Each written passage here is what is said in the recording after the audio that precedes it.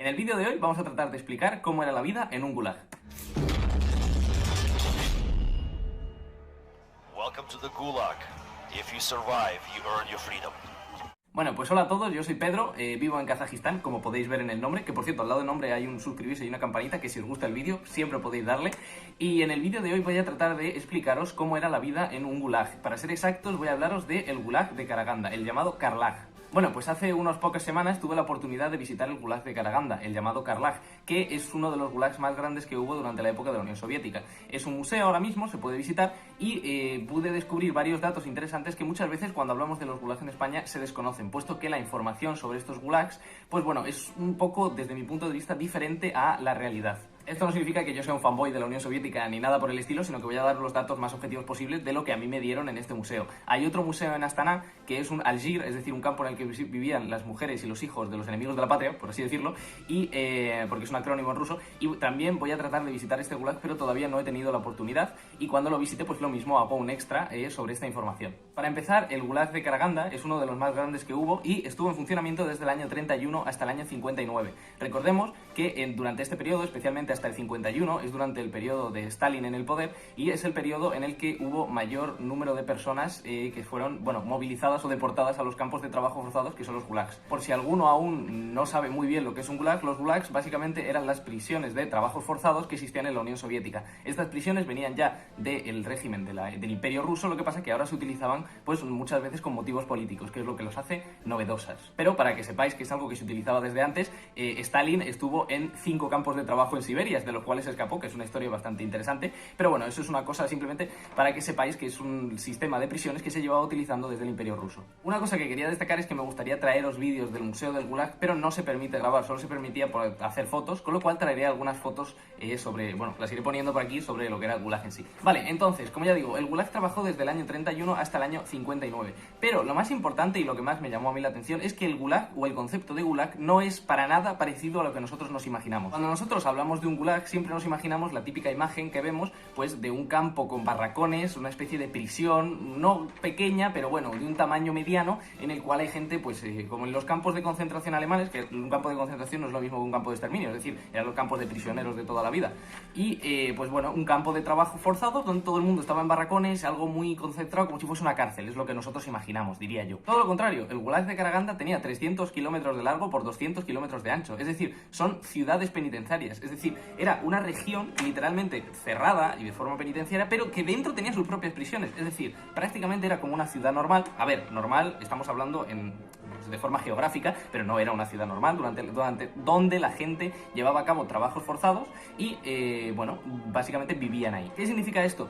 Que desde mi punto de vista es muy diferente a lo que vemos en España cuando nos imaginamos un gulag. Es una imagen totalmente diferente, no significa que sea bueno para nada, sigue siendo una prisión, por así decirlo, pero es muy diferente a lo que yo me imaginaba. Yo jamás pensé que un gulag pudiese medir 300 kilómetros de largo por 200 de ancho. En el museo también destacaban las hambrunas que hubo en la época de la Unión Soviética. La primera fue del 19 al 22, que eso es en el inicio de la Unión Soviética precisamente por la guerra civil, en los cuales se estima que murieron 1 millón de personas. Y también hubo otra hambruna en los años 30 por las colectivizaciones forzosas, en las cuales también murió un número inestimado todavía de personas. Pero bueno, esto es una cosa pasada, simplemente que lo tenían puesto pues a nivel histórico, no era realmente el gulag. Volviendo al gulag, los gulags se basaban sobre todo en el artículo 56. El artículo 56 era por el cual eras denominado enemigo de la patria. Este artículo era bastante amplio y podía ser denominado enemigo de la patria por diversas razones. Entonces, es bastante complicado saber cuántas personas de las que estaban en los gulags realmente eran malhechores y cuántas eran por delitos políticos. Porque, como ya digo, era enemigo de la patria y os pondré por aquí un gráfico en el que veréis que hay, bueno, pues el 80% está por enemigo de la patria. Definición no se sabe. Cuando eras enemigo de la patria podías ser enviado al gulag entre 5, 10 y 15 años, dependía del caso. También podía ser enviado a las mujeres. Y no solo eso, sino que las mujeres de los prisioneros también eran enviadas al gulag y los hijos también eran enviados al gulag a partir de 1937. ¿Qué ocurría con estas mujeres? Bueno, pues las mujeres se supone que eran separadas de los hombres, aunque luego había nacimientos en el gulag, con lo cual esta parte no me quedó muy clara cuando me la explicaron, la verdad.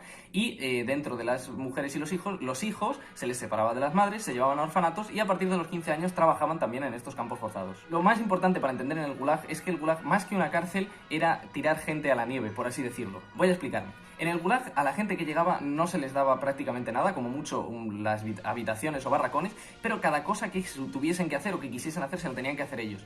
Vimos ciertos elementos mecanizados de madera de los años 50, es decir, no se les daba ninguna ayuda y básicamente era como penitencia mandarles a Kazajistán, que como ya sabéis tiene unas condiciones climáticas bastante desfavorables y que bueno, básicamente era sobrevive como puedas. Creo que es diferente a lo que normalmente vemos, que no es como os lo esperáis y por eso precisamente me sorprendió y quería hacer este vídeo. Aún así, ciertos científicos que fueron enviados a estos campos también consiguieron grandes logros y a estos se les daba más ayudas para que pudiesen seguir investigando. Una de las más famosas que hubo en este Gulag fue una señora, que os pondré por aquí, que ganó el premio Stalin porque consiguió que una vaca produjese 14 litros de leche en un día, que es una pasada. Pero no solo eso, sino que uno de los diseñadores de aviones más famosos de la Segunda Guerra Mundial fue enviado al Gulag precisamente por relaciones con Estados Unidos y estuvo creo que 10 años en este Gulag de Karaganda. Pasaron una gran cantidad de personas notables por este Gulag. Y como ya digo, aunque hay veces que se trata de comparar los Gulags con los campos de concentración nazi, los Gulags eran de carácter temporal, es decir, era literalmente una prisión. Tú podías ir 5, 15, 20, no sé si más años, la verdad,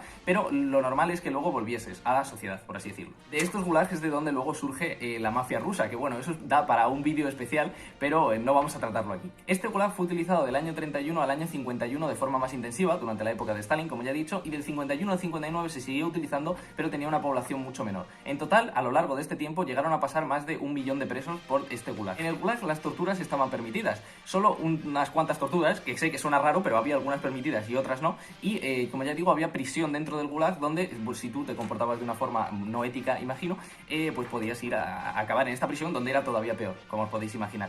Los castigos más comunes eran estar de pie en una celda y no se les permitía tumbarse más que para dormir. Para dormir me refiero a 6 horas, no te creas que podían dormir todo el día. Asimismo, había pena de muerte, estaba permitido, lo que no se sabe son los números. Precisamente sobre esto vamos a hablar ahora. El verdadero problema del Gulag es que al caer el régimen de la Unión Soviética en los años 90, se quemaron casi todos los papeles de este Gulag. Es decir, quedan documentos, pero hay muchos documentos que fueron erradicados por la NKVD, que es la policía política, y no se sabe realmente un montón de datos precisamente por esto. Se han perdido muchos datos y eso es un verdadero problema cuando se trata de estudiar lo que sucedió en estos sitios. Cuantos más datos faltan, más se tiende a la especulación, lo cual siempre acaba alejándose de la realidad. Por eso es una verdadera pena que se quemasen estos documentos y no sepamos exactamente cuánta gente pasó y bueno, muchos más datos que lo mismo podríamos conseguir, porque todo, absolutamente todo estaba en documentos. Este Gulag, aparte de ser famoso por ser uno de los más grandes, estaba constituido principalmente por población germana que había sido trasladada ahí durante la Segunda Guerra Mundial y por población coreana que Stalin hizo trasladar de la frontera con Corea,